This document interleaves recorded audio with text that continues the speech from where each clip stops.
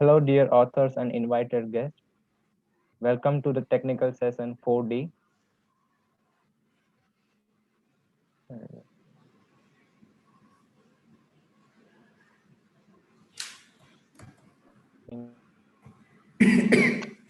Okay.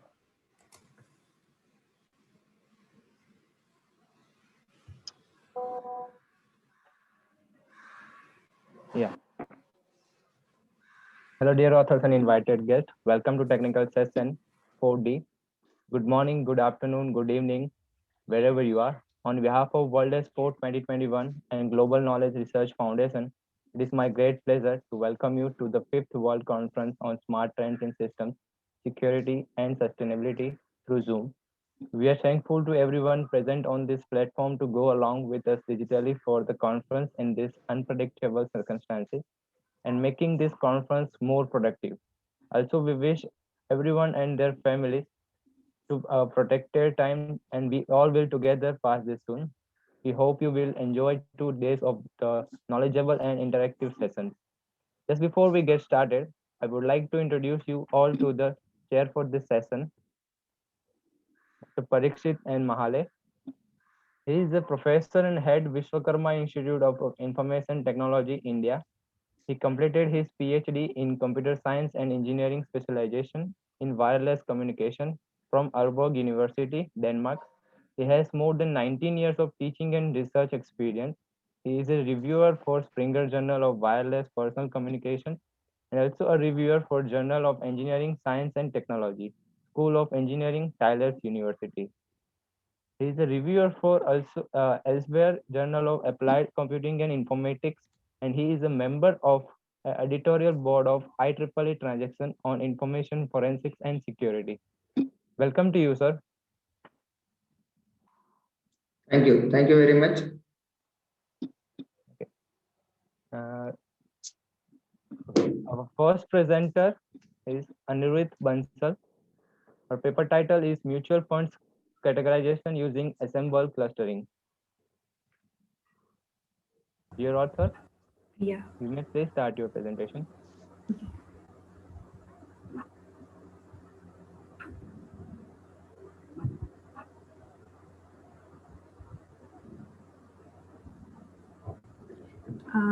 Can anyone confirm whether my screen is visible or not?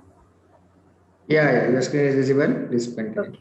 Okay. So greetings everyone. I am Anureet Bansal from India, and I'll be presenting the paper on mutual fund categorization using ensemble clustering.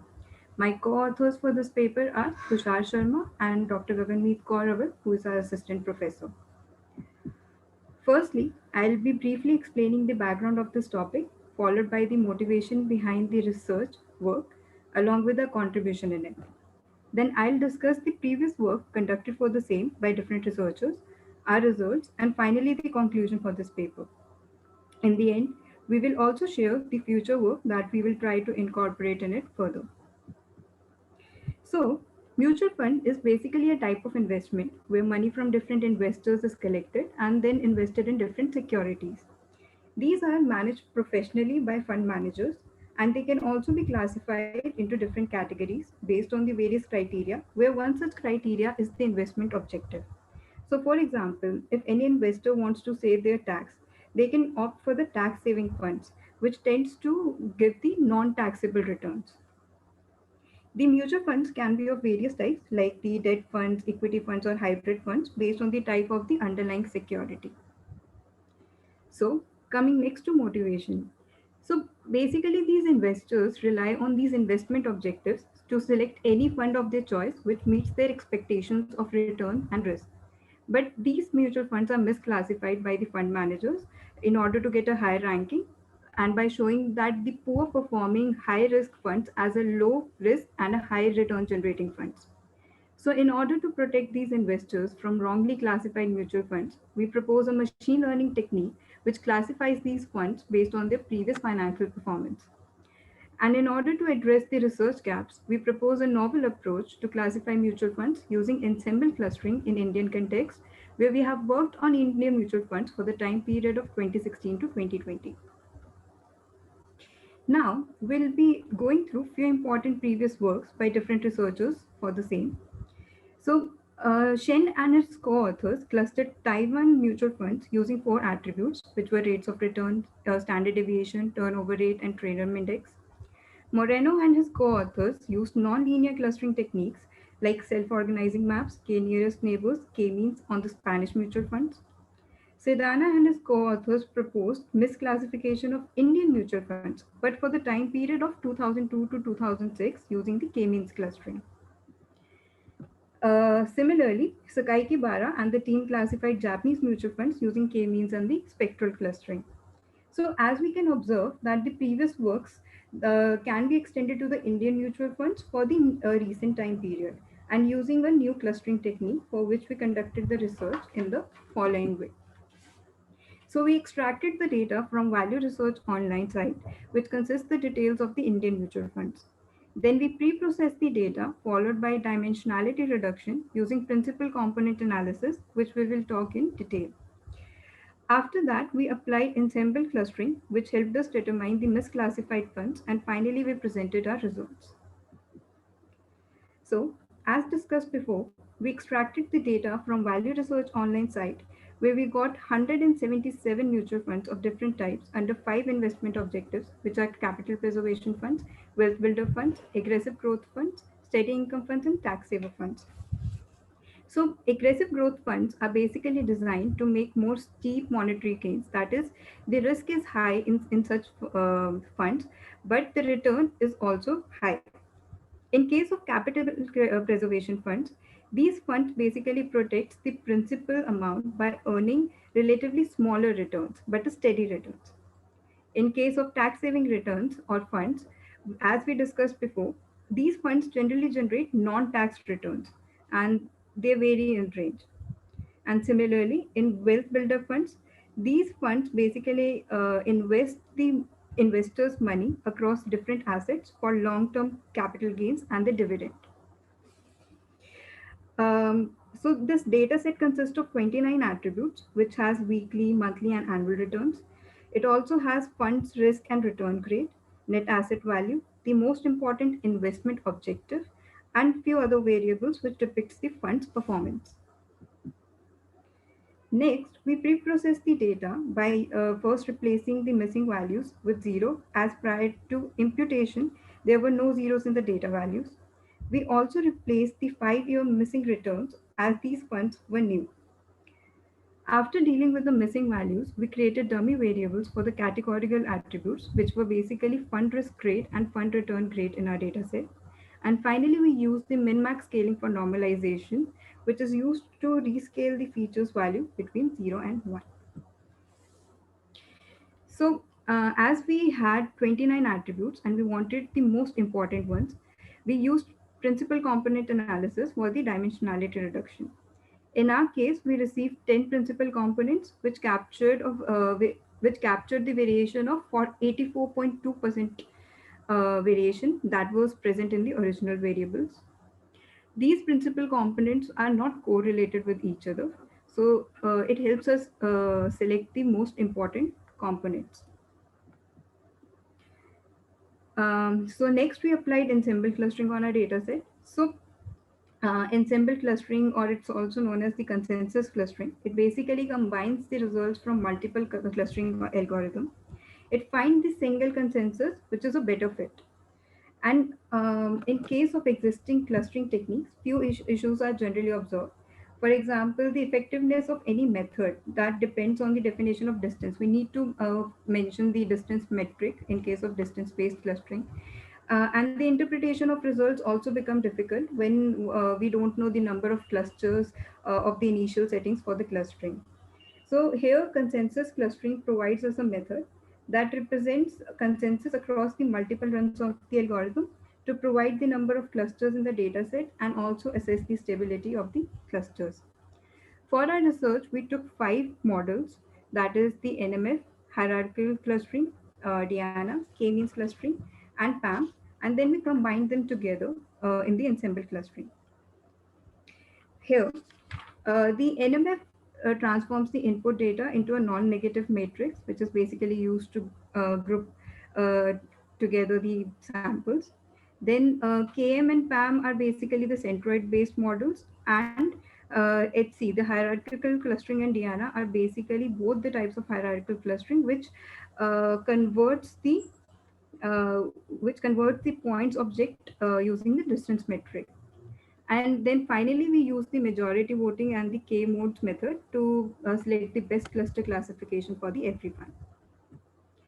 Now, as we observe that the capital preservation funds tend to behave similar to its stated objectives, whereas the funds for the other four investment objectives behave differently from the stated objectives.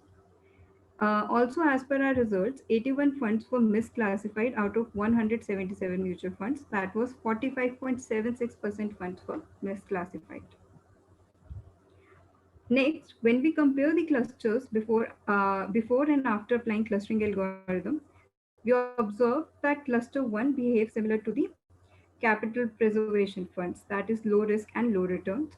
Cluster 2 behaves similar to the steady income funds, which was low risk and high returns. Cluster 3 similarly can be categorized as aggressive funds, which was high risk and high return. But in case of cluster 4, it did not match any investment type. So we can categorize these funds under a new objective where there is a medium risk and a low return. So finally, this table here, this table shows that the number of mutual funds in each category as per the stated investment objective and the and the number of funds in the clusters that were obtained by us. And with the help of this table, we can find out the number of misclassified mutual funds also. So basically, in this paper, we adopted a holistic approach to capture the misclassification of mutual funds in terms of their stated objectives and attributes.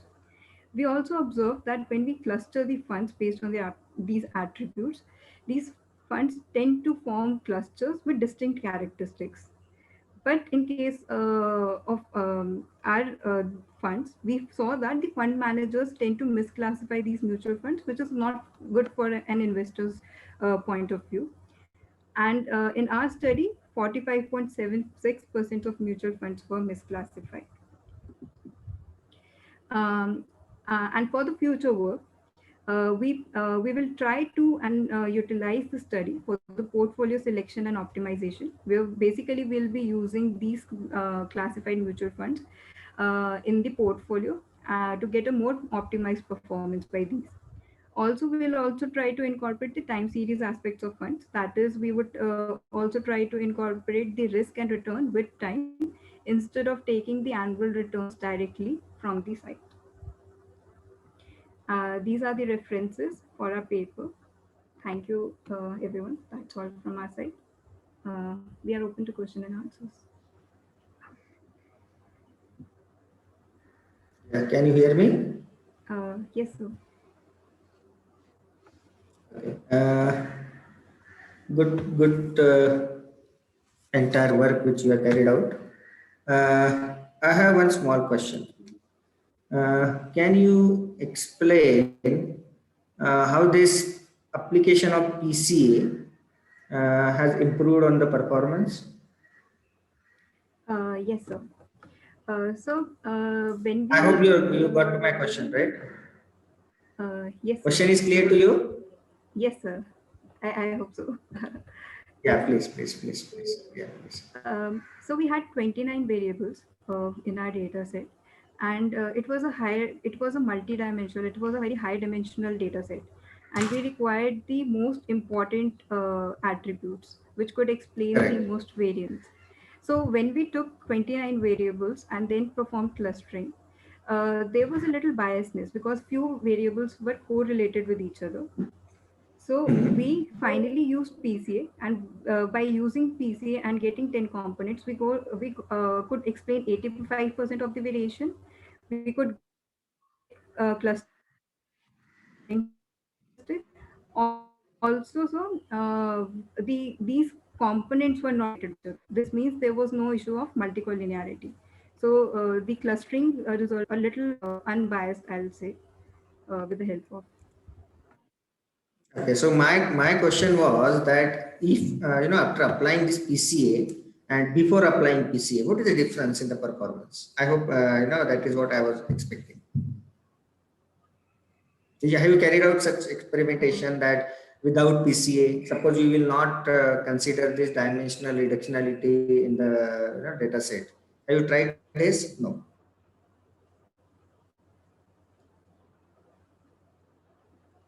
No, sir. Hear me? Hello? Hello.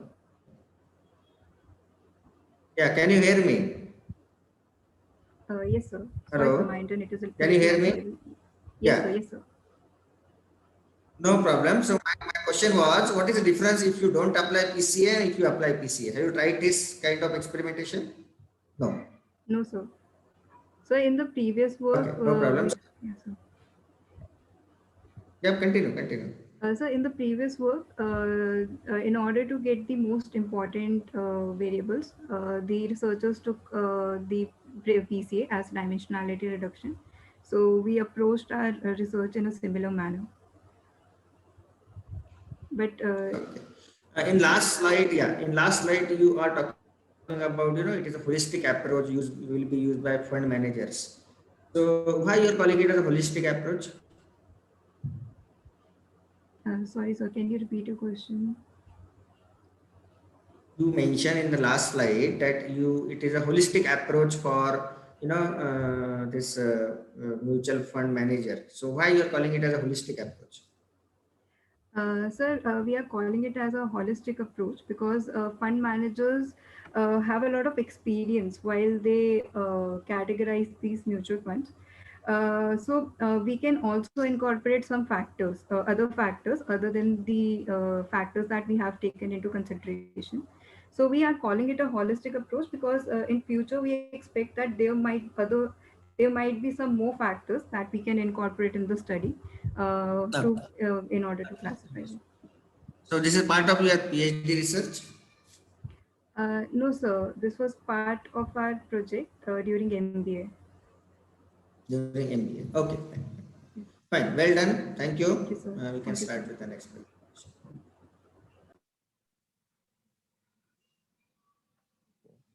Our next presenter is Balaji N. His paper title is Cyberbullying in Online E-Learning Platforms Based on Social Networks.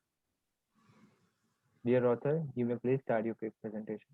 Thank you so much, sir. Thanks for the invitation and then thanks for the considering my paper.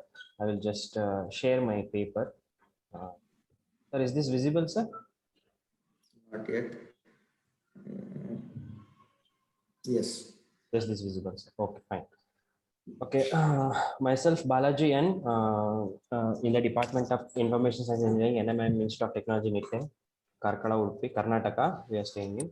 So I am the one of the author for this entire article, and then my co-authors are Dr. Karthik Pai and Manjunath Kotari, Venkatesh Bhatt, Bhavatarini, and Srinidhi sir. And when it comes to the slides what we have displayed over here, we are going to check with these are the different outlines. We are going to deal with introduction of e-learning and then cyberbullying, and then what are the different cyberbullying types are there, how we can avoid. There are 3 different case studies we have considered in our entire article, but we are going to see only the one particular case study, that is the social media text.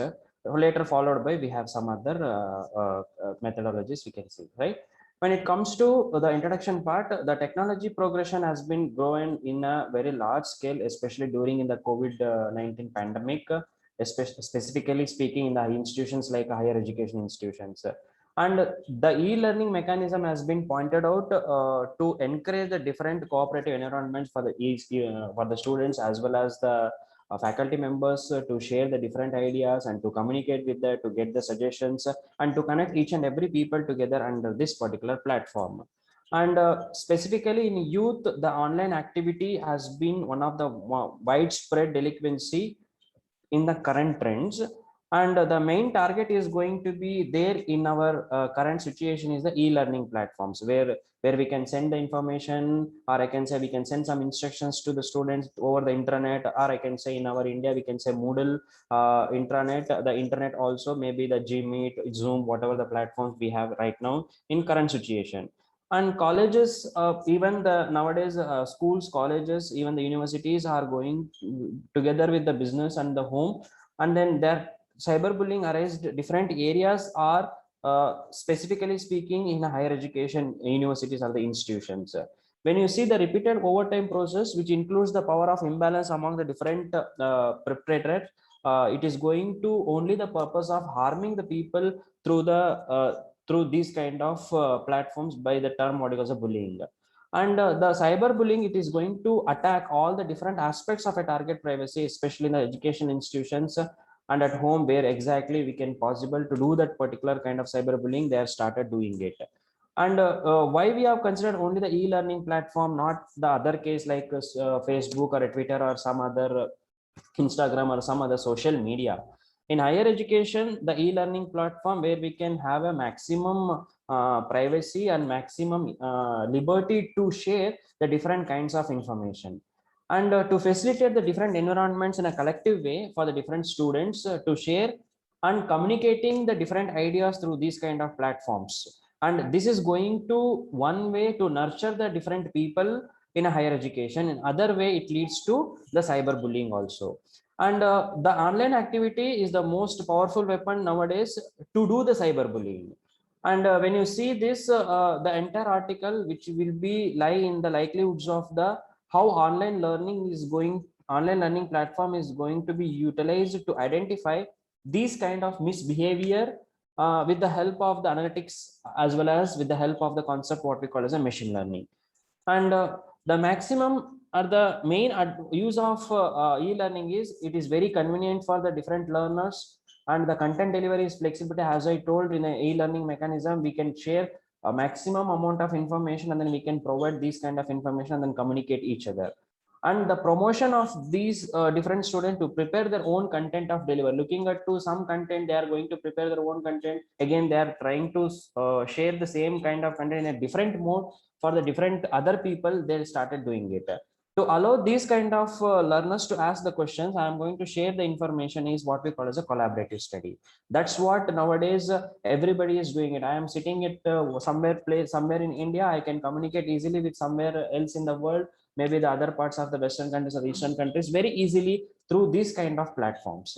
And essential technology and its utilization, this is more than enough to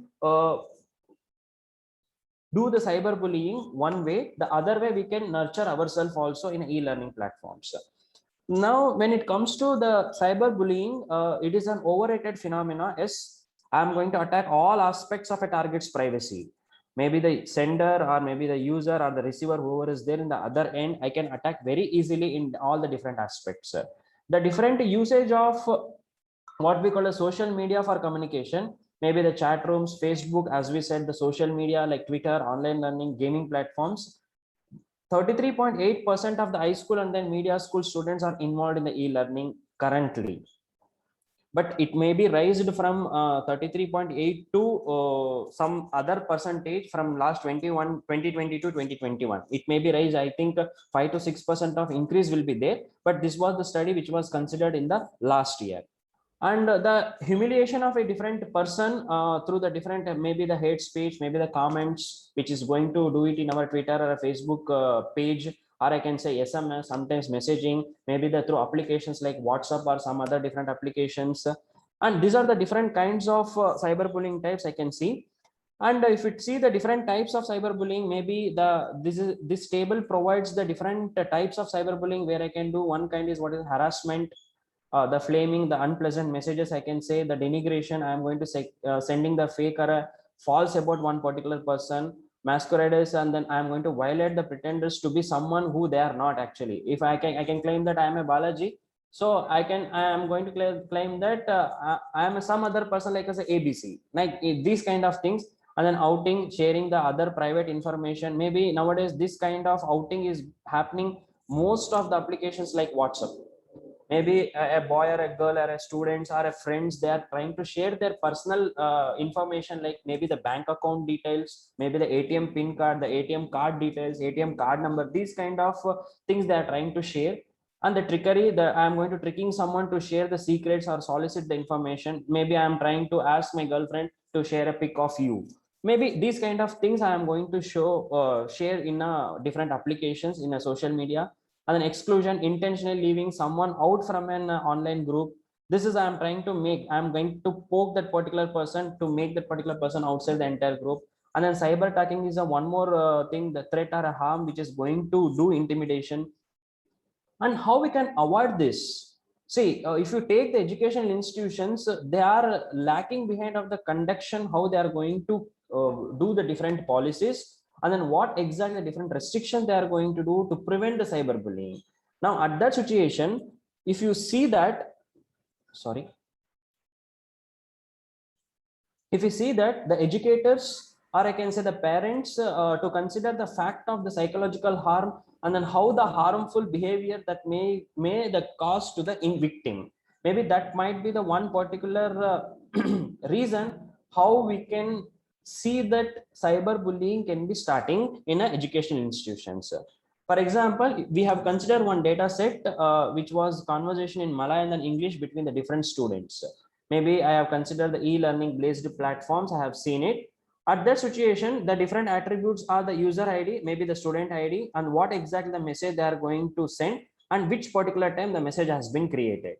Now in this situation, we have considered these data set from this particular date, 3rd September 2017 to 17th July 2018, maybe hardly 6 to 7 months, which comprises of 3498 different messages. As a text mining sample, we have collected it, because all the messages maybe which comprises of some text, or I can say some numbers.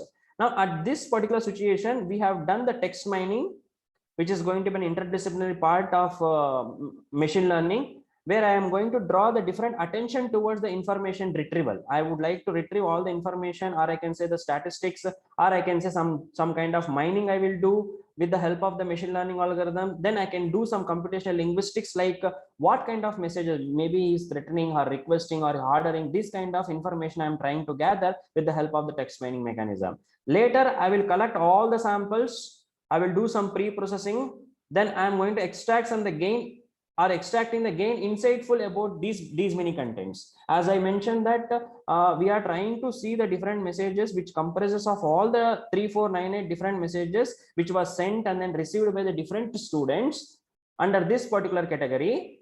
Now I would like to say which student is trying to message the which particular student. S1 is trying to communicate with S4, what kind of message is trying to do, or what kind of messages or information is trying to pass. And at that situation, I am trying to use the concept called atlas.ti, which is the accomplishment of where I can do the analysis of the data, which has been primarily used in the beginning. Later, what we have done is that is the functionality for it is going to visualize all the different contents, and which is going to identify that can be utilized for the basic text analysis. It's a tool which will be available in the online in my particular application, which is going to give the visualization of the content, and then I'm going to identify what kind of information will be utilized for the different people. And Dear presenter, sorry for interrupt, you have last 2 minutes. Okay ma'am, okay. So this is how we are trying to use this the main output, which comprises of all the key different concepts, and which has a what kind of relationship we will be having from the S1 to S3 or S1 to S4, what kind of relationship we will be having, and then how they are trying to motivate the different patterns of information in a textual manner.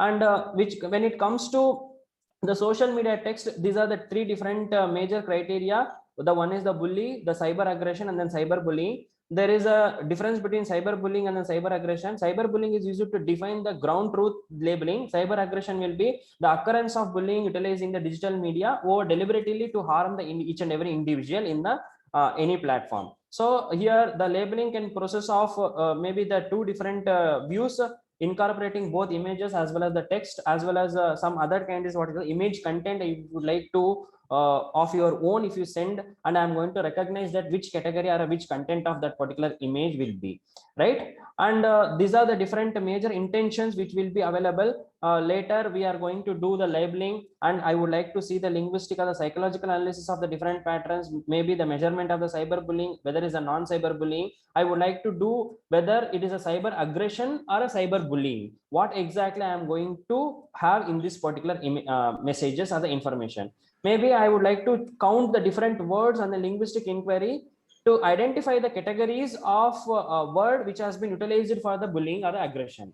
And later we have used the LAWC to assess the various different styles of usage of psychological meaningful. Maybe sometimes the person is going to request, kindly share this kind of information. Sometimes he is going to order, sometimes he is going to threaten. These kind of things he is going to use in a different way. Maybe the number of words, pronouns, negations, these kind of words I can see. I'm going to investigate each and every role such as work or achievement and others. Finally, we would like to see the psychological measurements, like what exactly the person will be. Is a family person or a friend or a social media person? And I'm going to check the average. You can conclude now. You can Okay, sir. conclude, please. Okay, sir. Okay, sir. These kind of social messages I would like to identify by using the detection followed by the prediction, and this particular image which is going to give a brief of what exactly we have used in a Twitter page. This is the mechanism what we have used, how exactly the each and every step will be given in this particular diagram. We are going to accordingly work, and then we have considered the different types of data in a social media, as well as we used some of the different existing tools to identify which particular system will be giving the best one. And we have considered 3 different case studies. Due to time constraints, I cannot give the case study 2 and then case study 3, but the case study 1 is also I am almost in the last end.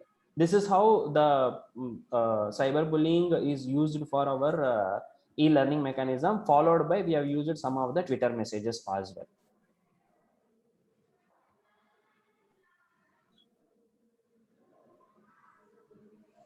Thank you for the opportunity. If you have any questions, you can ask it, sir.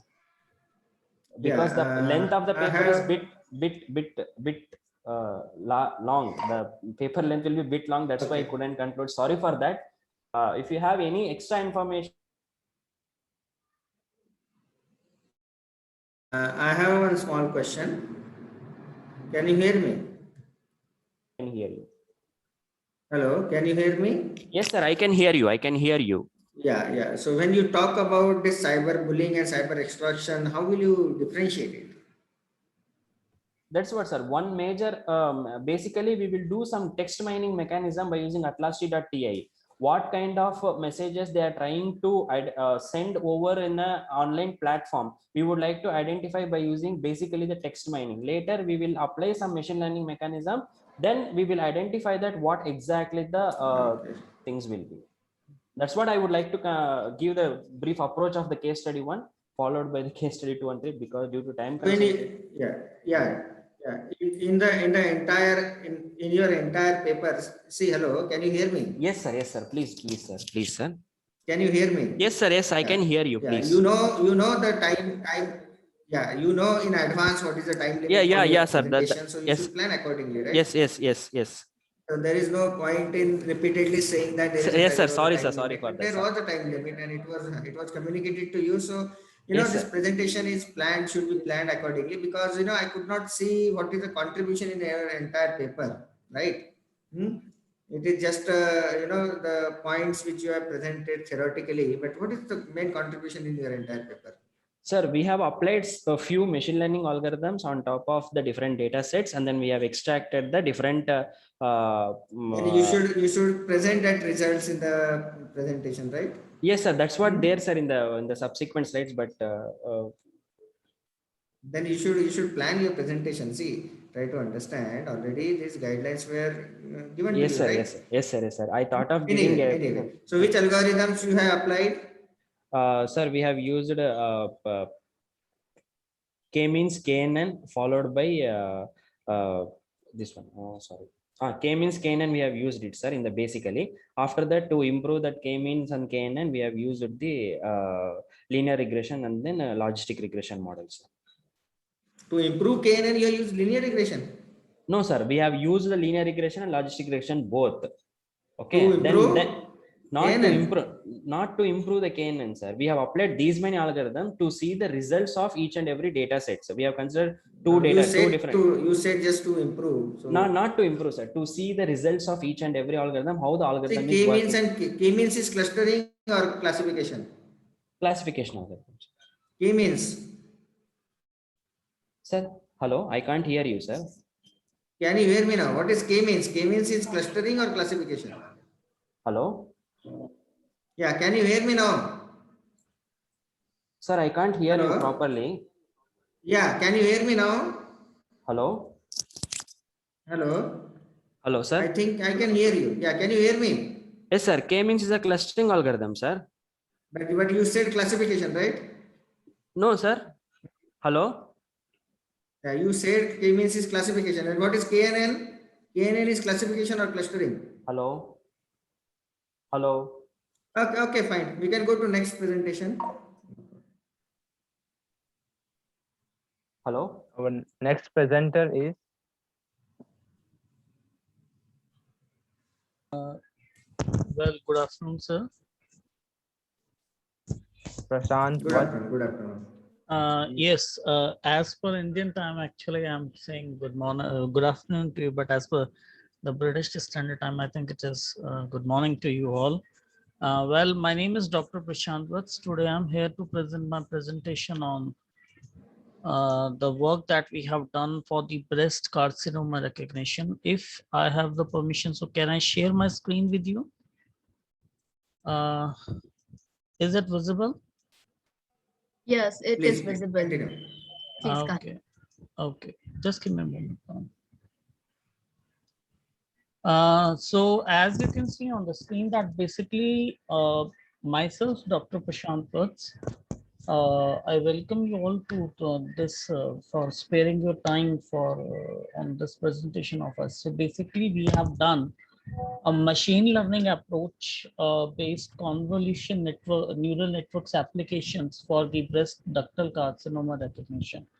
So I begin with explaining the abstract of our paper in which nowadays what we can see that ductal carcinoma, or we say that breast cancer in general language, has been represented as a diverse illness for the several subgroups. So when this disease, or you can say this problem, is actually being getting developed in the patient's body, so its early recognition is very much crucial in determining the patient's course for a medical therapy. So what in bioinformatics, or you can say in several biomedical projects, they have been focused on identification of ductal carcinoma cells as a beginning, you can say malignant tumors in their earlier stages. And in the recent past years, what we have seen is that various machine learning algorithms have been employed by the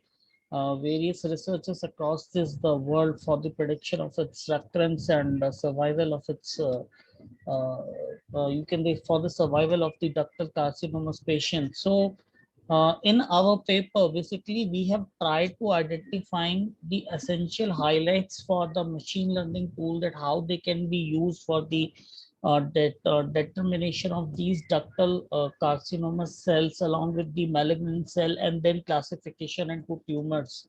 So that would be done relevance on the complicated data set classification into the mastography, and classification of masses in mammograms also remains a significant problem. So it is also a type, you can say a critical topic, or you can say area in which uh, the research is necessary to assist the radiologist in making the exact, or you can say correct diagnosis for this disease. So in our new this paper, basically we have presented a deep learning methodology called convolution network neural network. So which is based on categorization method for identification of these tumor cells, in which we have used the mobile net and inception to classify the mammographic pictures as normal or abnormal.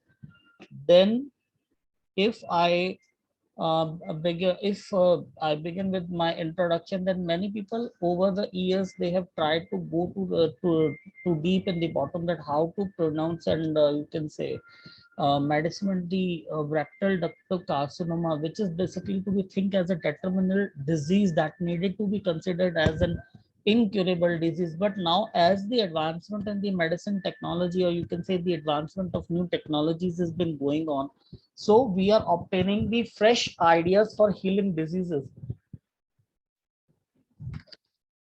Now we are focusing on the machine learning algorithms to basically diagnose the presence of ductal carcinoma as a genesis, because you know that in our ancient history as well, it has been said that prevention is always better than treatment. So ductal carcinoma is basically the malignant development of tissues which is caused by the you can say accelerated cellular division. So we have a data file consisting of data sets in which basically we have collected the data from numerous parameters related to patients for determining that the breast cancer, or you can say the ductal carcinoma tumor, is been in the beginning stage or it has been getting into the malignant stage. So as we are working into the machine learning, and this investigation targets on the various types of convolution algorithm, like in our literature review, we have also studied about the naive Bayes, logistic regression, neural network decision trees, and so on. They have been used for predicting the, you can say, presence of breast carcinoma on a given data set. So by using the data sets of symptomatic analysis as the, you can say, context for variable, we will be predicting our output. So we have collected data over more than 500 patients to basically analyze the portion of data set that is will be used for as the training and remainder data set serving as the testing data set. And its plot, this study will we have also presented the results and contrast differentiation between each type of learning method. So this was the related work that we have studied of some of the previous researchers, in which they have proposed Mr. Vayo et al. They have developed a neural network for breast carcinoma recognition, in which they have used the pessimistic, you can say, correlation instruction approach to basically dissect and solve the recognition between the carcinoma recognition automatic process. Then Afzan Adam et al., they have created a computerized breast ductal carcinoma recognition by using a back propagation neural network with a genetic algorithm. Then Cuba et al., they have proposed a method that how statistical neural network they can be used for the successful detection and diagnosis of your ductal carcinoma. On the CD database, they have basically compared the statistical neural networks and multi-layer perceptrons. So this was the work that various authors they have been done. Then A. Puneeth et al., they have also described the adaptive resonance theory neural network and a genetic algorithm utilizing the Wisconsin breast ductal carcinoma data. Then further, Chi Lin Chai, they have provided their work on Bristol, this carcinoma detection using the survival analysis. Then Elias M. et al., they have proposed an intelligent system utilizing the SVM-based classifiers with the Bayesian classifiers and the artificial neural network for the automated ductal carcinoma diagnosis and this presentation. Further, in our proposed approach, basically we have used the convolutional neural networks for the image categorization to determine that which class of the supplied image they are belonging to. So in this, we have basically consisted of 4 parts for the neural network, in which we have used the convolution, then pooling, then flattening, and then the fully connected layer. So in this, it was the whole idea of methodology that we have used, in which an image, how it can be classified into by identifying the various areas using the convolutional neural networks. So in this, we have basically classified the layers into 4 parts, doing the mathematical calculation onto which that how the layers is getting its name. So first of all, we have got the convolutional layer, which is basically a mathematical procedure used in the image processing to filter a signal, recognizing a pattern in a signal, and so on. Then we have also performed an input by, you can say, all neurons in this layer. Then the filter size would be the most critical parameter in this convolutional neuron. So to compute this output over the picture, we have basically slide the convolution filters across the whole input picture, and here we will slide our window by 1 pixel at a time. So this value would be called as a stride, and in most cases more than one filter would be used in a single convolution layer. Then we will be moving on to the pooling layer, where we will lower the spatial size so that the pooling layer will be utilized directly after the convolution layer, where that lower down the parameter, and therefore the computational part. So it will be using fewer parameters to prevent overfitting. So the most popular type of pooling is max pooling, which has been used in which we have taken a 3x3 filter and applying the maximum operation of 3x3 size portion of that picture. Then we move with the flattening layer, where we convert the data into one-dimensional array for inputting to the next layer. Further, we have flattened the output of the convolutional layers to basically create a single long feature vector, where it would be connected to a final classification model, which would be called as a fully connected layer.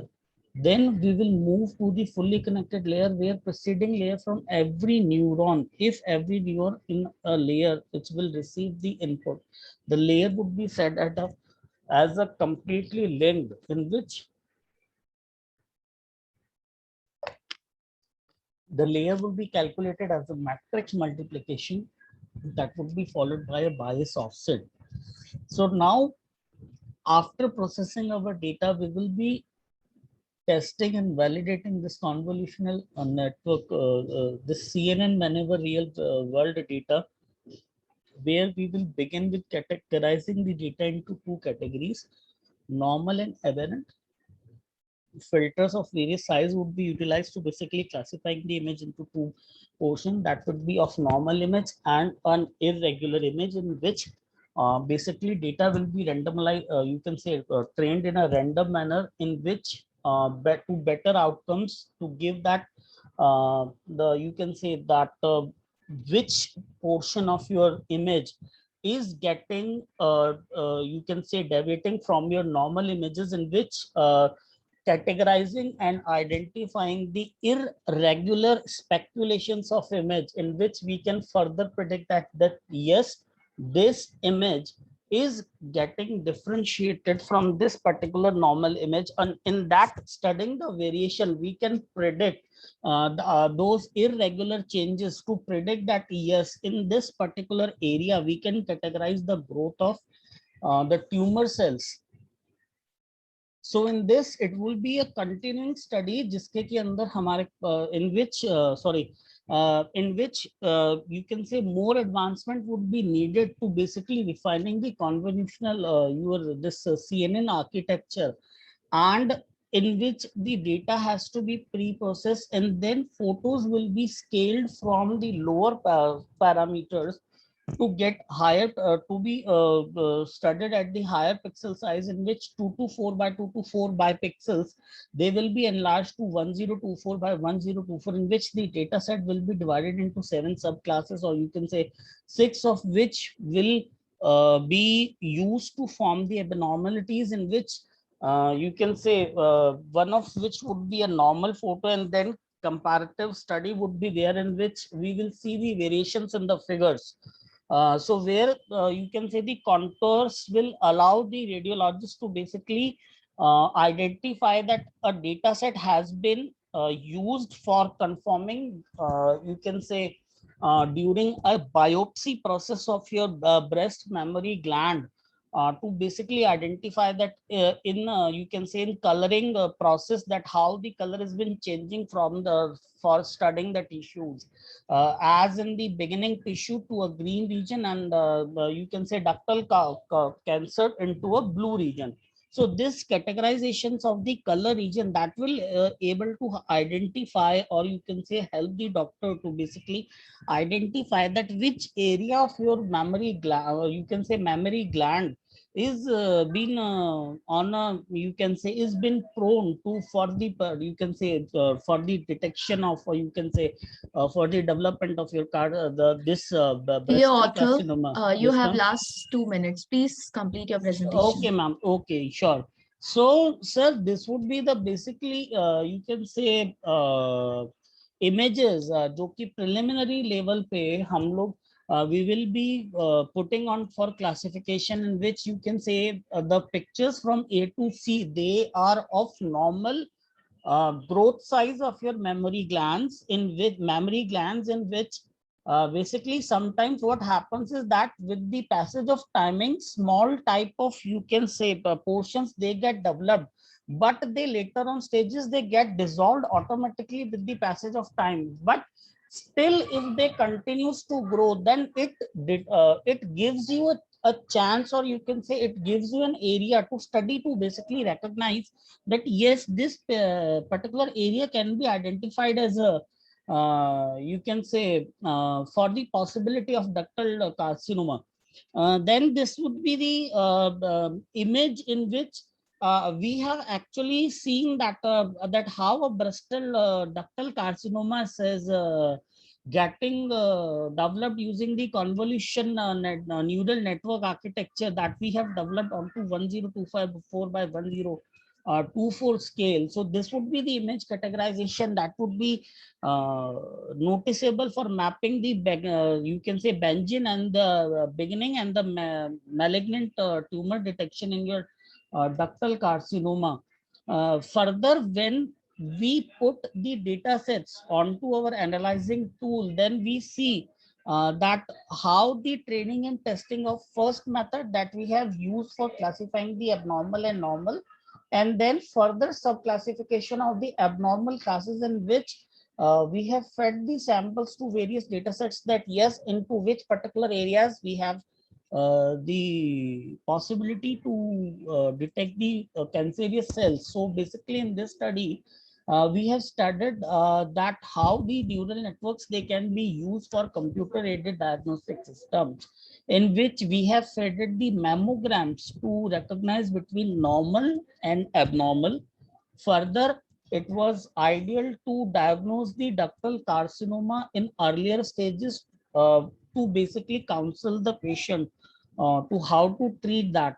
And further, we have identified the ductal carcinoma with 83% accuracy with the using of the inception of V3 architecture.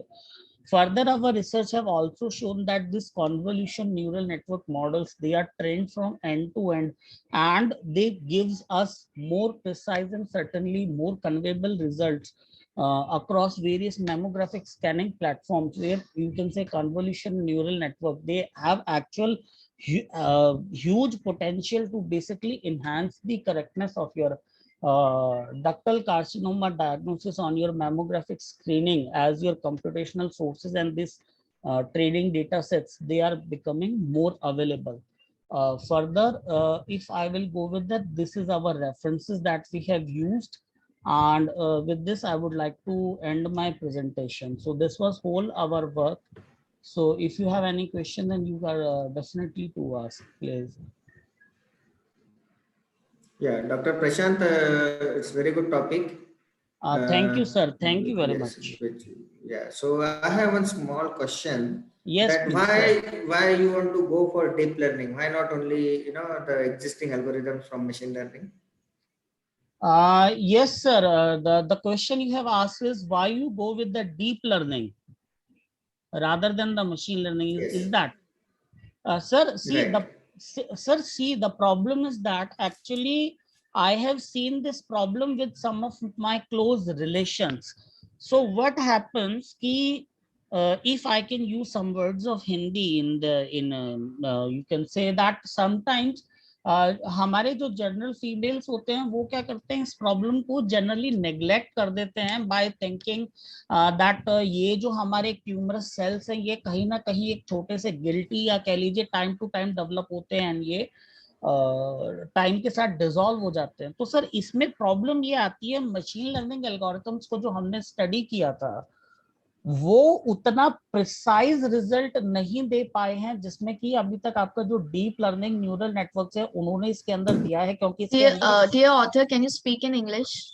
Yes, ma'am. So the problem is that because image during an image classification or processing, So, answer in short. Why deep learning?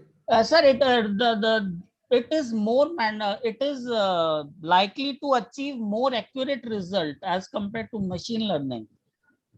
That is fine, but just for good results, if it can be done with machine learning, then so have you done any experimentation for this? No. No, right? sir. Right now we have done the preliminary, you can say, study in this area.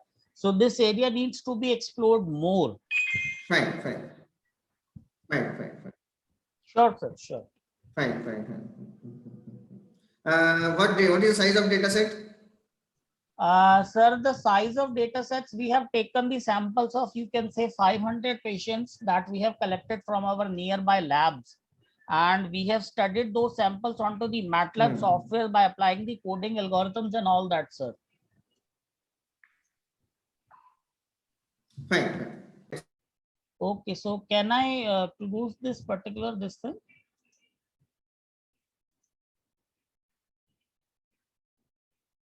Yes, please. Okay, sir. Okay.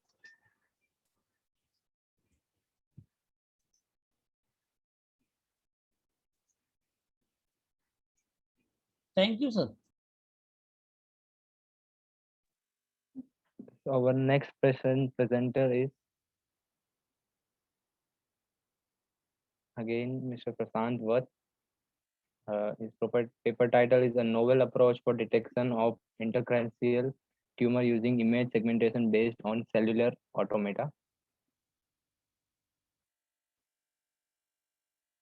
Yes, this paper we have also written on the image segmentation, or you can say image processing area, in which we have basically now used the cellular automata techniques to basically study the intracranial tumor, or you can say the brain tumor for classification and its detection. So again, I would like to go with the abstract first. So where we see that what tumor is all about, the tumor formation is basically the multiplication of your malignant cell that needed to be diagnosed with the computer assisted tumor detection technique. And when you are dealing with the human life, so it is basically exceedingly exact values during your image segmentation, in which as a result, sometimes in medical examination where computer assisted detection is required to obtain a very low percentage of false cases, so it gives you you can say over exceeding from your results. So in which intracranial tumor has to be considered as the most serious, or you can say life threatening disease in today's culture. Many algorithms, we will not say that our algorithm is better. Many algorithm authors, they have various persons, they have employed image segmentation and image detection to basically identifying the intracranial cancers, which were more successfully, and less time they have required to basically identify that. But we have also tried to provide a more efficient technique in this area to basically identifying the intracranial tumor in our work, which would be based on the edge detection using your cellular automata and the magnetic resonance MRT scanned images, in which we have analyzed the data that we have obtained from the labs in the form of photos, and then though analyzing those images onto the various analyzing softwares like MATLAB and all, in which we have tried to estimate the impacted area using your image segmentation and again the edge detection with your cellular automata. So in this carrying out our simulation, we have used the MATLAB's Simulink, in which first of all I would go with the introduction part and see in medical fields we have seen from the past various years that imaging technology has aided the surgeons to basically viewing sections of the body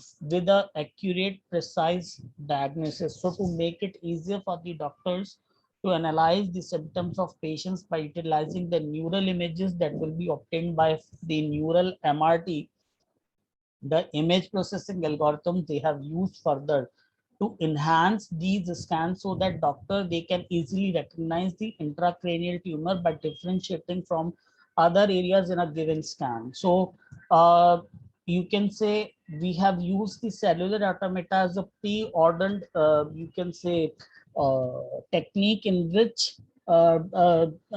identification of irregular discrete space and timing by concluding with a particular grid, the cellular automata technology, it basically gives a perfect fit for your image processing. So for edge detection, in which we have used the local agents as edge mapping, where we will be you can say identifying the neural MRT images by studying those pixels in which edge would be created as per the image pixels, and then its precision, or you can say identifying the locations where we will see the abrupt breaks in your MRT neural photograph, and then changing of the image border. They will display us the changes rapidly than discontinuity occurring, in which conventional edge outlier recognition algorithm, they will be responsive for the large number of decent size onto the image, and then inserting the null character into your consisting areas. Further, if we will see the related work on this area, then we have studied the following work, in which Nantha ji et al. They have basically proposed an automated software system for your tumor separation and then categorization. They have proposed support. You can say they have proposed an automated support network with the using a support vector machine to basically choose both the co-occurrence and texture characteristics of dominant run length of approximated wavelength based tumors. Then Navarro et al. They have given an approach for dimensional reduction of your feature selection, and then they have used the COTS, that was called as classifier off the shelf, by studying the short interval and long interval echo period of in their study. Then Mr. Nand Gopal, they have comprises their study in 4 stages, basically, in which first of all they have carried out the fragmentation of the region of interest. Then they have done the wavelet partification by disjunctive wavelet transformation. Then they have selected with the feature selection extraction. Dear author, sorry for interrupt. We have a limited time, so please speed up for your Okay, presentation. sure. So this was Yeah, the all go to your contribution. Yeah. So this was the proposed work that we have basically given, in which we have given the MATLAB R2016 environment for the image processing, in which we have basically gone for 4 processes. First of all, we have done the image acquisition and then image processing. Then we have started the growing regions with the modified texture. Then we have applied the cellular automata based edge detection, and then the algorithms have been used for the image classifications and all that. So what in image acquisition and processing we have done, we have basically identified the for you can say samples that we have obtained in .jpeg format. Then these pictures, they contains basically sounds, you can say, in terms of external noise that would be caused by patients movement during the MRT scanning and all that. So we have eliminated those to basically identify, to improve the picture in identifying more with the intracranial carcinoma.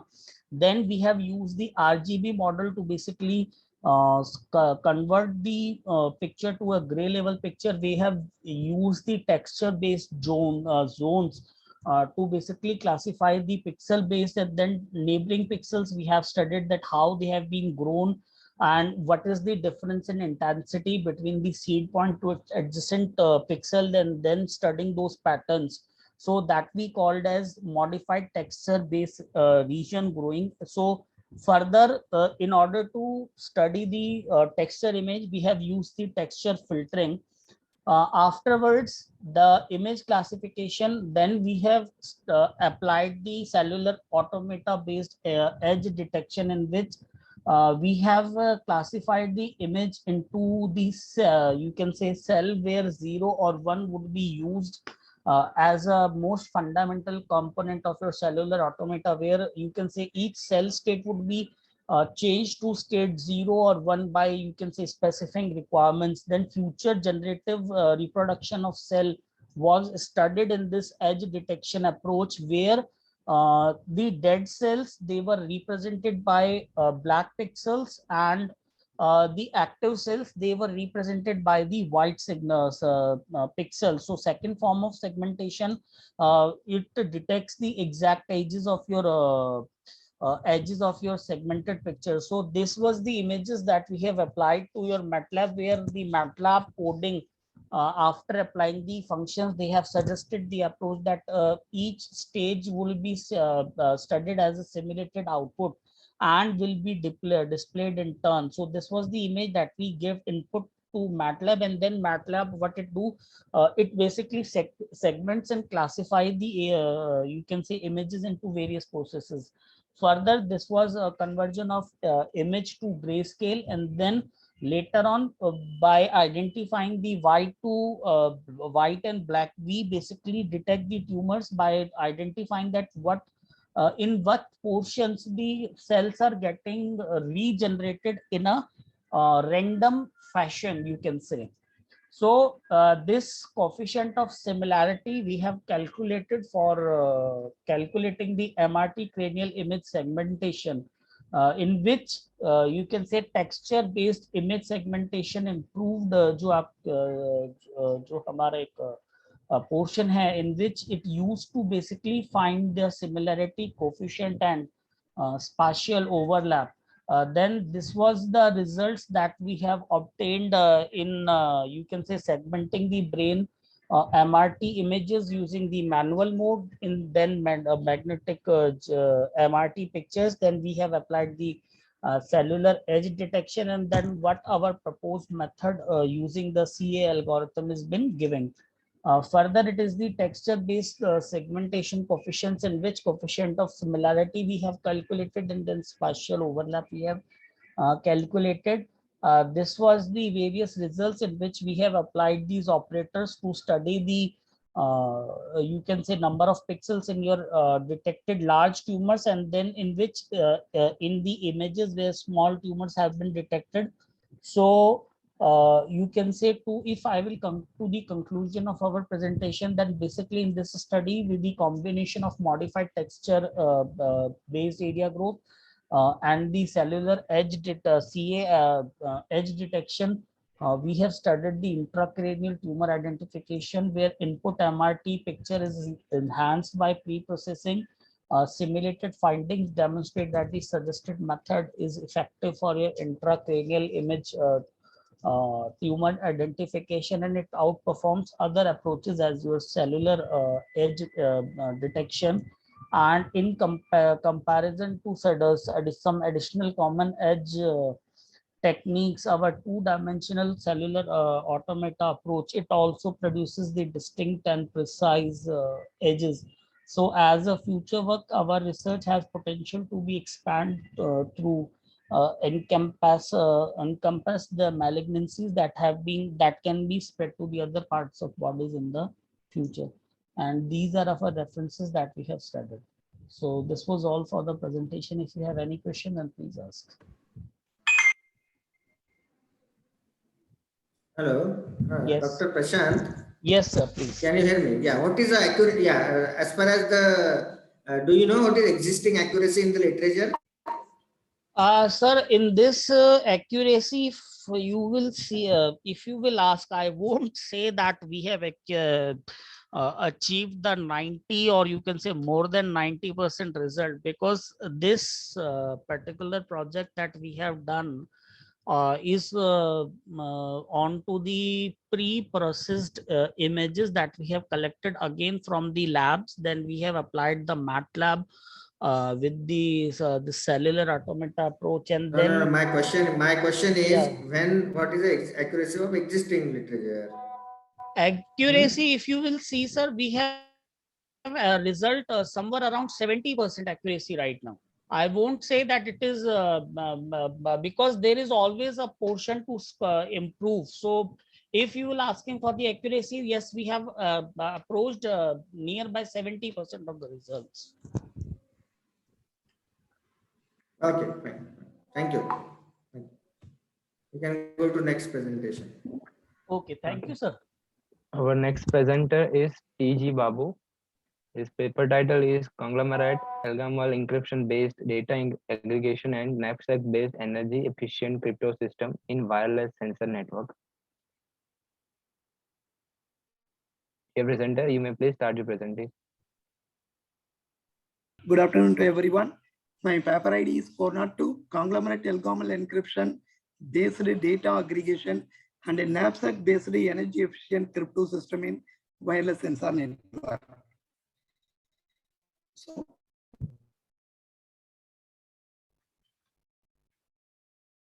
now, first I mentioned the major highlights in wireless sensor network.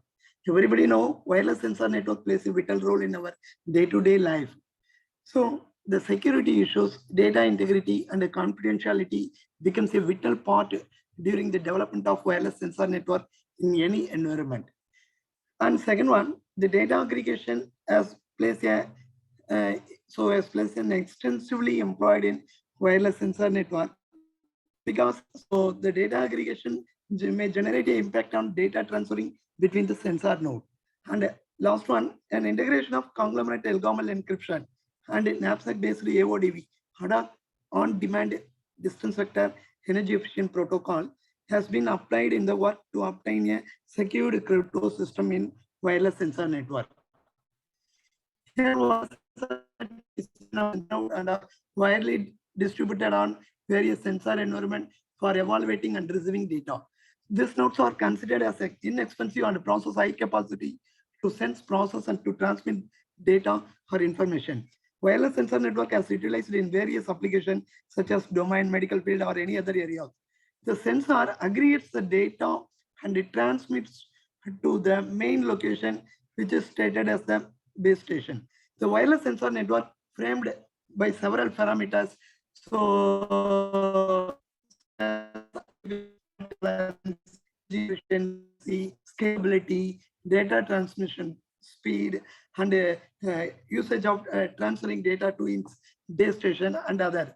The wireless sensor networks exhaust the energy mainly for two kinds of ways, which are the environmental parameters such as sensing and the data transmission to the base station through the sensor node. There is an inadequate power source are regarded as the key issue in wireless sensor network, and hence the network failure and node failure arises. So here, for the purpose of avoiding the node failure or energy usage, grouping of sensor into the corresponding cluster has been employed and decreasing the network energy consumption and thereby to increase the network reliability.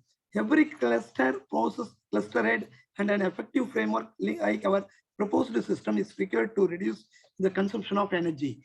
Now, the advantages of AODV protocol: normal nodes only communicated with its neighbor, and every node will take data fusion in order.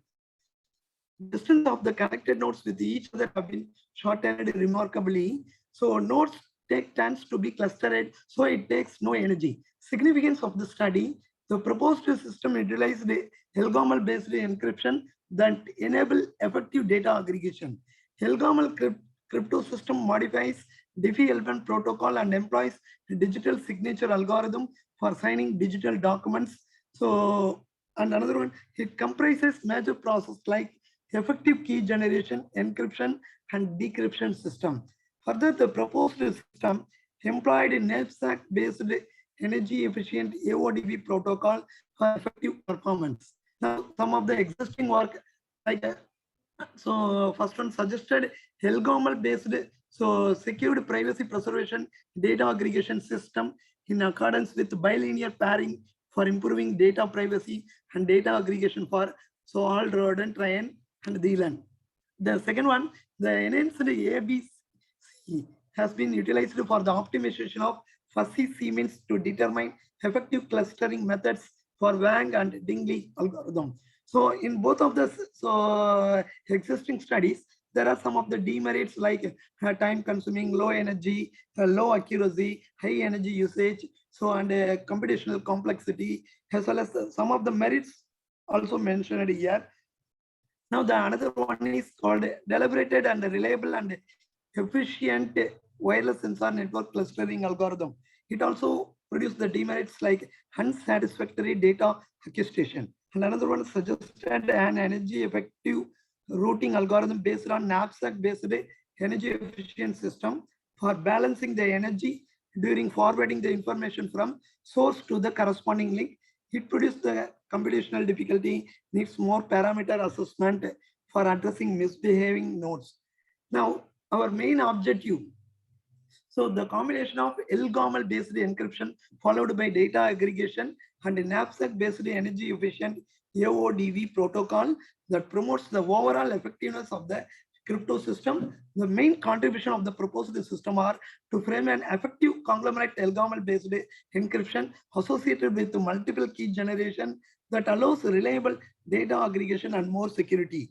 To increase the performance of the proposed system through knapsack-based energy-efficient AODV protocol. To evaluate the proposed system in terms of performance parameters, and it will be compared to the state of the methods. Now, the proposed methodology consists of two sections. One is called a data aggregation-based conglomerate LGOML-based encryption, knapsack-based energy-efficient AODV protocol. Data aggregation is a way of gathering data from the set of sensors and how to perform a particular aggregate operation and how the aggregated data will reach into the destination or base station. Now, this is our proposed model. So, the study employed LGOML based conglomerate encryption and decryption. The encryption phase has been processed for cluster head selection. Here, the network model, it will be transmitting the data. So here, the encryption phase may use the specific algorithm, how to generate a public key, private key. So as well as the public and the private key will be generated by using random generation algorithm for the purpose of multiple key generation. So with the help of multiple key generation, we identify as conglomerate key-based LGOML encryption algorithm. So by performing aggregation logic, the members are subjected to data aggregation phase. The data in that data aggregation phase, so there is a need called a cluster head selection, cluster member formation, member data acquiring. So data aggregation, we use the aggregation logic and they transfer the data to the destination. Here the cluster head selection, at the time of forming cluster member, we have to use the AODV protocol for routing the data from the cluster members to its cluster head as well as base station. Now, the transferred aggregated data has been subjected to performance analysis for the evaluation of the proposed method. So the knapsack-based energy efficient AODV protocol has been employed in the proposed method.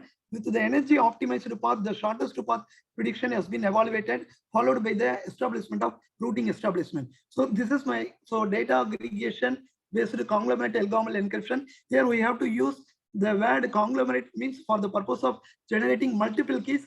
With the help of multiple keys, we have to generate which one is primary key, which one is private key, and which of the keys are to be acted as a public Dear keys. author, So please conclude your presentation. Yes, ma'am. I will move. Okay. So this is my knapsack-based energy efficient protocol. So the proposed system employs routing protocol based on knapsack. The algorithm offers rapid application for dynamic link condition, memory overhead, low processing, low network utilization. So the Merkle-Hellman knapsack crypto system has been based on the special case of knapsack problem known as subset problem. Okay. Results and conclusion. Now, the proposed algorithm will be analyzed, will be evaluated through the parameters alive node, average energy consumption, total packets transmitted to the base station, throughput. So the simulation parameters we use, 200 simulation area in the MATLAB software. Density of node may use 1000 to 1500. Transmission range, 20 to 30 microseconds. Two-ray model, urban.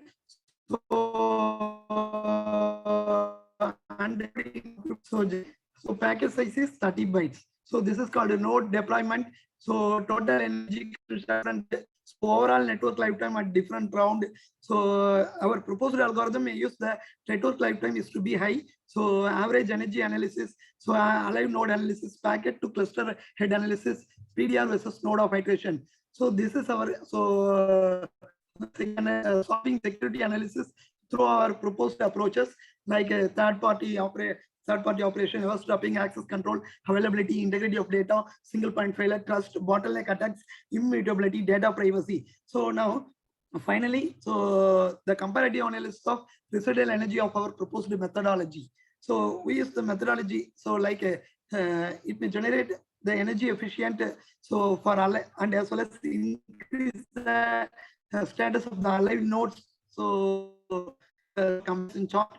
Now my conclusion is the main so focusing of our paper is the integration of conglomerate LGOML encryption and knapsack based HiveODV energy efficient protocol has been employed. The performance parameters such as packet delivery ratio, throughput, estimation of alive node and dead nodes for different rounds has been performed in the study. The efficiency of the proposed framework has been compared with the state of the methods of residual energy, and it depicted that it deliberates the superior performance of the presented framework.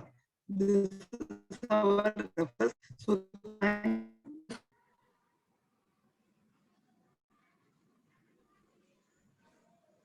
hello. Hello. Yeah. Can you hear me? Yes, sir. Yes, sir. I am hearing, sir. Okay. So, what is the platform you implemented this entire research? MATLAB. So in the area of MATLAB. wireless Okay. sensor network, sir. Yes, sir. Wireless sensor network. So, in your entire implementation, which MAC layer protocol you use? Yes, sir. I am not hearing, sir. MAC layer protocol. Which MAC layer protocol have you used? Leech protocol, low energy consuming adaptive clustering protocol. It's a routing protocol. My question is MAC layer protocol. MAC layer protocol. MAC layer protocol, like here. So you don't know? Yes, sir. MAC layer protocol. Yeah, I use AODV protocol for increasing the energy efficient among my sensor question nodes. is TG Babu. My question is which MAC layer protocol you use? MAC layer protocol. I remember that. Okay, fine. So how many nodes you are using in your entire implementation? 500 nodes, 2000 nodes. 500 nodes. Okay. Hello. Yeah. 500 nodes. Yes, sir. Okay, and then what is the initial energy of every node you have set? Yes, sir. So I observed the initial energy of every node based on the amount of data that can able to transmit it. For example, so the energy of the node can be 1 minute, sir.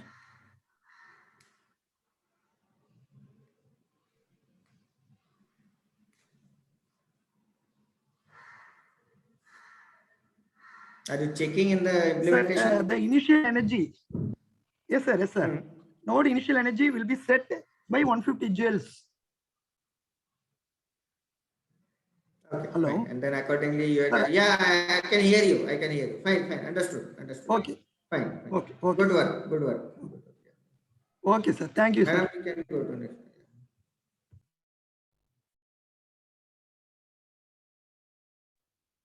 Okay, our next presenter is Sansam, and her paper title is Transfer Learning for Handwritten Character Recognition.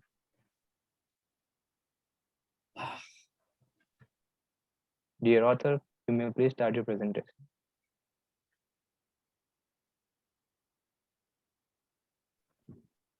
Is my voice This is last one? No, sir, after that, one more presentation is left.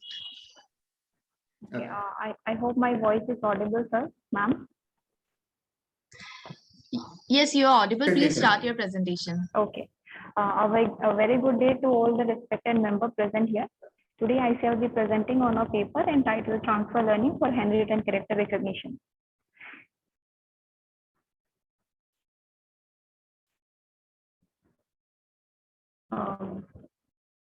Okay, this is the outline. Dear presenter, hello. Dear presenter, I have kindly request, we have a limited time, so please speed up your presentation. Yeah, definitely, ma'am.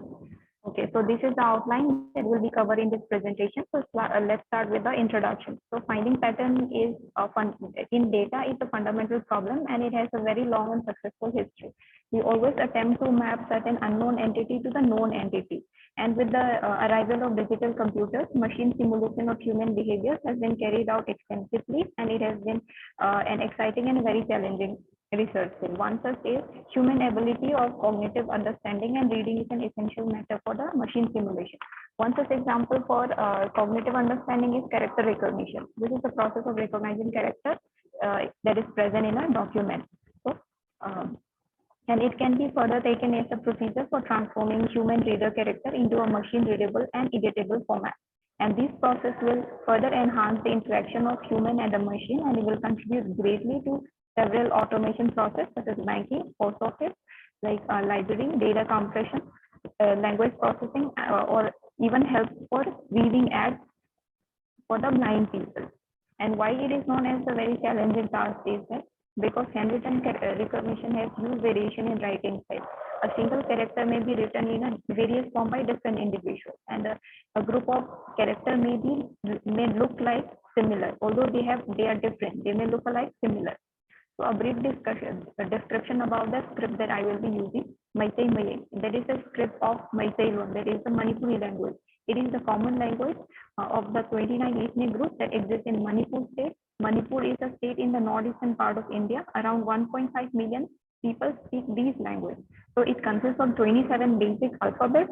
Out of these 27, 18 are the original, and the 9 are the 9 that are added later. For example, original corresponding to P.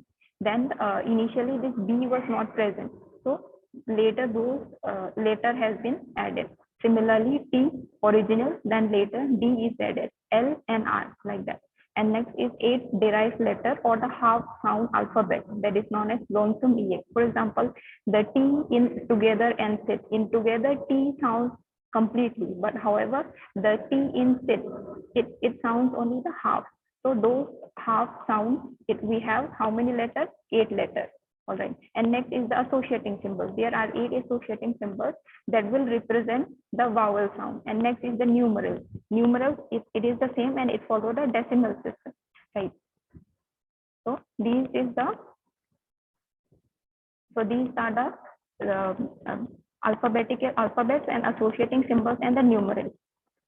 So I have very precisely compressed the literature review as we have very limited time. The most basic one is the pixel based method. An image is represented by pixel intensity, and because of which the feature size is dependent on the size of the image. So further we can slightly compress the size by dividing the image into zone, and the pixel intensity from each zone can represent the image to decrease the number of dimension of the feature vector. And then we can classify those feature vector using machine learning algorithms such as SVM or KNN. And further, in second paper, the author has utilized the principal component analysis to reduce the dimension and also reduce the intricacy of the handwritten character recognition of ODR language. Here, a model has been adopted in which the significance of the symmetric access code in recognition of unconstant handwritten character is developed. Next paper, the author has proposed for recognition of handwritten images with noise. Generally, handwritten characters are associated with noise. So, important steps such as pre-processing for eliminating the noise present in the text image has been presented, such as like isolation or segmentation of the text image into characters. Then afterwards, the feature extraction and the classification by the K nearest neighbor is presented. And few of the papers that are based on the convolutional neural network is that DNet, LXNet, VGGNet, and fuzzy neural network. Later, we will be discussing about this LXNet, VGGNet in details in the later part of the presentation. So let's see what the transfer learning is. We have a very uncommon belief that unless we have a very large amount of level data, deep learning cannot be applied. But in reality, it is not true. We can learn useful information from the unleveled data also, and then we can transfer these information, learn information, and then use for our own specific problems. So transfer learning, so instead of training a deep learning from scratch of a task, what we can do is we can train a network on different domains for a different source task, and then we can adapt it for a domain and a target task. So here, for example, expect your source data, that is the ImageNet. For that, a source model will be there and the source level will be there. ImageNet will, it has a very annually they organize competition, right? So there 1,000 classes has been there. Here we can transfer those things into we have our own data set. I name the data set as the MAIC 27 data set. We will be discussing later. And then it can be used, the learned knowledge can be used for a target model and the target level. So this is what the transfer learning means. So when the pre-trained model is reproposed for solving our specific problem, we need certain fine tuning of the model. It can be done into 3 portions. First one is training the entire model. Here the model will be learned from scratch, and that is why a very large data set is required. And the second one is training some layer. It is no layer generally defines general features, whereas the higher layer will depict more specific feature, that is the problem dependent. So we can adjust the weight concerning a problem to solve. If the data set is small with large parameter, then few layers can be trained to avoid the overfitting of data. And a large data set with a small parameter can be improvised by training more layers, since overfitting would not be a problem. And the last one is freezing the convolutional base. This is a special case. Consider when the computation power is very short or the data set is small, and the convolution base is frozen to the original form and the output is fed to a classifier. In this approach, the pre-trained architecture will be used as a mechanism for extraction of distinct features. This last approach is used in this work also. So a brief description about ImageNet, because it is used in the pre-trained network that we'll be using in this work. So it is a data set that is made up of around 15 million high resolution images. Mostly they are from web scraping images, and the leveling is done by the crowdsourcing human leveler. And it has its own competition that is known as the ImageNet Large Scale Visual Competition Challenge that happen annually. The images used in competition are divided into 1,000 different categories. And the main idea is that given a test image, the neural network should be able to reduce the probability distribution between 0 and 1 and choose the category which has the highest probability and assign a class level. So the transfer learning used in this work is that first one is LXNet. And let's discuss the LXNet. It comprises of 5 layers of convolutional and neural net, convolutional layer, and the 3 fully connected layers. So what makes the LXNet special is that it introduced this rectified linear unit. ReLU activation function has been introduced in the LXNet. Earlier, mostly the 10H function has been used. And further, it also introduced a multiple GPU so that the training time can be reduced and also train bigger models. And the last one is the overlapping pooling. So overlapping pooling, it will reduce the error rate by 0.5% also, and it will also reduce the overfitting. Right? So it has won the famous 2012 ImageNet LSVR competition, and it has performed superior to other networks, and it has resulted in the top error rate of 16.4%. And the next is the VGGNet. So this is an improved version of LXNet. It has substituted a kernel size filter of 5x5 with multiple 3x3 filters. The 3 fully connected layers, it follows the convolution layer of the VGG network. So initially the size of the network begins at 54, and at every sampling point of the pooling layer, it gets increased by a factor of 2. So it has also performed very well in the ImageNet competition in 2014. It has scored first place in the image localization task and second on the image classification. And it has how many layers? It has 21 layers as given in the figure.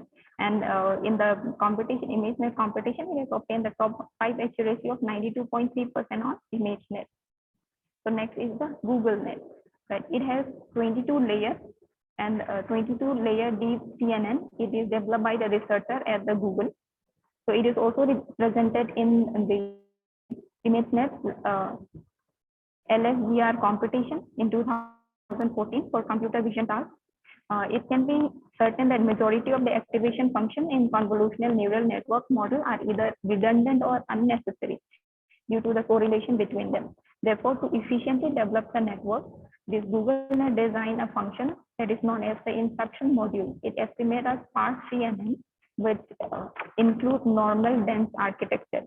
The model uses various sizes convolution, such as 5x5, 3x3, 1x1. A very fine point can be induced at different scales. Next is the residual network. So the problem with the deeper network is that as the number of network increases, there is the problem of vanishing gradient. Right? So ResNet solves this problem of vanishing gradient through the use of modules You known can as go the to conclusion residual. now, please. Okay, residual model to solve this problem. So data acquisition. For the data acquisition, the total number of images used in this experiment is 14,700 samples of isolated characters. So experimental and result analysis. All these models, 4 models, are trained using freezing the convolution base, and output is transferred to the fully connected layer with the number of class specified as 35. We have considered 35 handwritten character classes. And the pre-trained model is used as a feature extraction mechanism. All this model has been trained with a batch size of 64, a learning rate of 0.01, and the number of epochs that has been used by 10, 15, and 20. And for all the models, we have used the stochastic gradient descent. So this is the result for all the model: AlexNet, GoogleNet, ResNet 18 and 15, and VGG 16. Number of epochs for every network is 10, 15, and 20. So it can be observed from the table that the AlexNet has outperformed in terms of average accuracy and computational time. Average accuracy is 98.41%, and the computational time is less compared to the other with 777.24 seconds.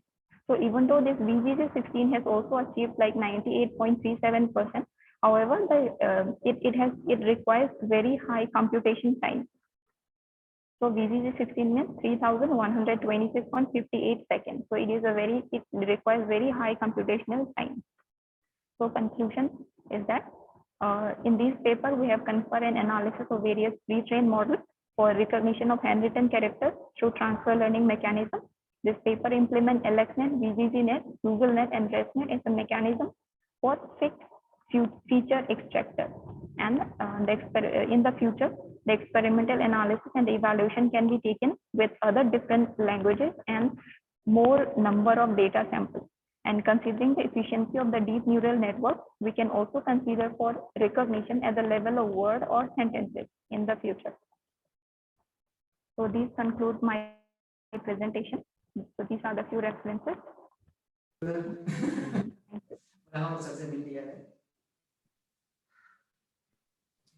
Hello. Hello. Can you hear me? Yes, sir.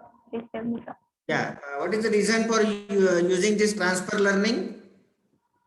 So transfer learning will help to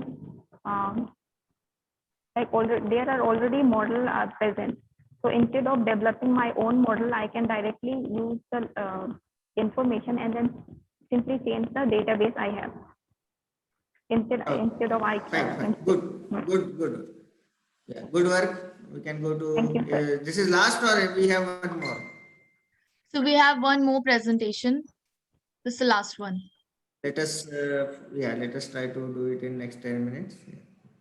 So next presenter is Priyanshu Sinha, and his paper title is Virtual Voice Station System with Chatbot using FSM. Hello everyone, am I audible? Yes, you are.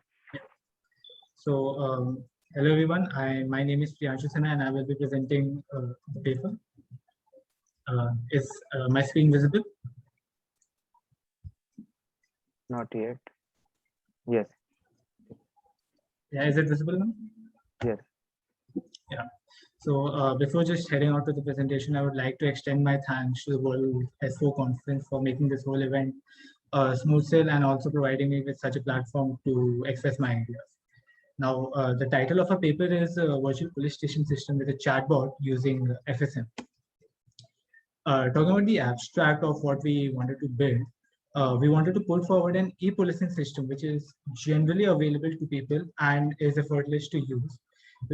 We also wanted to provide it with a chatbot so that any new user who is wanting to access our e-policing system can be handheld to how the system works and can use it without any difficulties. So the idea for this project actually came across when when me and my friends were discussing about the situation that in India, policing is mostly still dominantly paper-based. Even today, while filing complaints, a person would have to locate a particular police station to go to. Then he has to decide how he's going to reach there. If that particular police station falls in the jurisdiction where the incident has occurred, and if he is there, he has to go through the hassle of finding a particular officer who could register his complaint. So it's a troublesome process. But having a service online has the biggest advantage that you can access the service anytime and anywhere. So you won't have to deal with any of these issues. So using this in mind, we came up with the idea of making the virtual police system, which could cater to filing the complaints, FIRs, and checking status of all the complaints that are registered. Now, what we wanted to achieve with the system that we are building, the first one was the user interface should be easy. Considering the Indian demographic, there would be people who would be using the system from various educational backgrounds. And many people have this perception that government sites are a little difficult to use. You have to go through a lot of checks and to actually access the website. So we wanted to remove all of that and make a very straightforward system that everyone can understand. Second is, as this is a matter of policing, authentication and verification becomes an important process. This is the first stage where we would actually filter out or flush out all the false redundant complaints and want to make the complaints as genuine. And only want to lodge complaints which are genuine. So authentication verification becomes an important aspect. Second is database storage and connectivity. We'll be targeting the Indian population, which is of course a big number. So with a huge database, we also wanted a database which is easily accessible and is fast in response. So we have kept that in mind also. And security, as we will be dealing with policing affairs, there will be a lot of user data, personal data stored, details regarding cases, and so encryption is necessary and security is necessary, so that the information does not fall into the wrong hands. So this is a literature survey that we have went through. We wanted to asked our methodologies where we wanted to encompass a lot of things so that which could help us to build the system with these, and a lot of research has already been done, and we have used our own methodologies and taken some ideas from all of these papers. Talking about the feasibility, so any person who has to register a complaint can use our application. Now the system can the application can be having a computer is not only the necessary criteria for using the application. If a person has a browser and internet connection, he can easily access the website and lodge his complaint. Since now every complaint that would be registered, the user would be issued a unique ID from which he could access or check the status of where his complaint is and what is the status of his complaint. And the fourth point would be that the system would make authorities accountable to acknowledge the complaints and act upon them timely, so that things can happen quickly. And now let's talk about the methodology that we have used to build the project. As we have discussed, authentication verification is an important aspect. We have kept a two-step verification.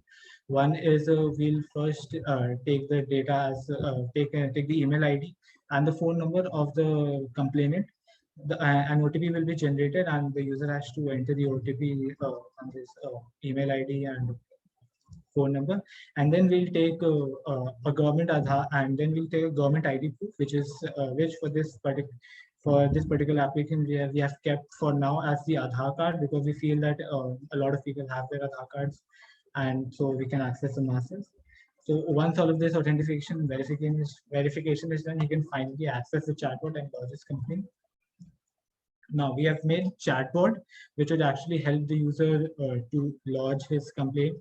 So the chatbot will give you namely two options. One is to file a new complaint, and second would be to check the status of the previous complaint. So he can, and based on one of the decisions, the chatbot will give you more and more options, and you can select it and easily file your complaint. There's a finite state diagram that we have used for our chatbot. For at this particular moment, we have only 4 types of complaint that we have kept. One is the lost. If you have lost something, you can register a complaint according a vehicle. If the complaint is regarding a vehicle, someone has taken a vehicle, or you cannot find a vehicle, or the police has taken up your vehicle because of a fine or something. Second is the personal complaint. Any complaint relating to your household, you can lodge a complaint under the personal complaint. And theft. If something is stolen, you can lodge a complaint under the theft. This is the architecture that we have proposed for designing a system. A quick glance through it would suffice. Now the model developed. Due to time limitation, we have only kept 2 snapshots to demonstrate the example of what we have developed the system. Once the login and authentication, everything is done, this is the window that will appear with the chatbot on it. As you can see, there are 2 options currently in the very first stage, the new complaint and the check previous complaint. If any complaint that you have given in the past, you can put the unique ID that has been associated with that complaint and check the status of that complaint. Or you want to register a new complaint, you can select the new complaint option. Now, once if let's suppose you've selected the new complaint option, so the chatbot will give you 4 options on the finite state machine that we have, on the finite state diagram that we have seen before. For this particular example, you have chosen the lost, and then once you have chosen the lost, a form would open up to take all your details, and then you can simply just lodge a complaint. Now, talking about the future scope of the project. E-policing is still a very new concept, and not a lot of research has been done upon it. But we feel it's a thing of the future and should be and will be implemented in the future. So this model could provide a basis for all the future models to come relating to virtual policing. Second, we have kept the system simple so that it allows us to scale the project as and when internet connectivity comes to the rural areas. Because in rural areas, there are police stations, or there is no particular framework for people to lodge the complaints. So this could be very helpful and should be scaled accordingly.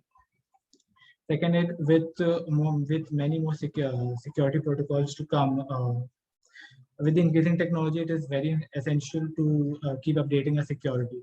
So in future, many more security protocols can be implemented. One of the examples could be when we are uploading the Aadhaar card on the system to verify, to authenticate and verify the user. Steganographic techniques can be used to store the Aadhaar card much more securely. The next point would be that the system would help in faster judicial process. So the status of the cases involving investigations can be looked up in the system, and the cases can be scheduled accordingly, so that the judicial processes are much more faster. And the third would be cloud storage can be used because the database will be big and we need to scale it, and we would be needing to scale it in the future. Dear presenter, can you go with the conclusion? Yeah, sure. It's just a conclusion. Now, I hope we have made an attempt towards digitizing of the policing framework. We are aware that every proposed system is not perfect and has its shortcomings, and our model is no different from that. Some of the shortcomings of our model that we have that are there, and we are working upon it, are the chatbot always has to start from the first stage. It does not at this moment, it does not have any protocol that it could resume from its current state to the next stage. It always has to start from the very first stage. And the second drawback would be that at this moment there is no alternative if the chatbot crashes. If the chatbot crashes, there would be no alternative to lodge a complaint, to lodge a particular complaint. But we are working on it, and we'll soon come up with some solutions to it. We would like to thank all of these people. Yes, sir. Can you hear me? Yes, sir. Okay, what platform you use for implementing this entire virtual mechanism? Yes, sir. So the front end is developed using Node.js, and for database we have used MongoDB, and for security protocols we are using various encryption methods, and we are working on implementing homomorphic encryption in it. We are still studying it, but I hope we'll soon be able to do it. Okay, good. All the best. Good. Thank you so much, sir. Thank you so much. Okay, Richa madam, I think we are done with all presentations. Completed all presentations. Okay, now we have completed all our presentations. Thank you, our authors, for the excellent presentations and this session, and I sincerely thank you, all participants, for being a part of this international conference. I hope this session was informative enough. All the presenters would be getting their digital certificates through email within 2 working days. Further, all the papers have already forwarded to the Springer. The publication will be live within 5 to 6 months. Kindly cooperate with the team of World Sport 2021. I also thank our session chair for chairing the session. I request my team to display certificate on the screen, a token of appreciation to the chair on behalf of Team World Sport 2021 and Global Knowledge Research Foundation. Thank you for your valuable presence, sir. Thank you. Take care. Dear all, I kindly request all to on the camera for a quick snapshot of the virtual conference.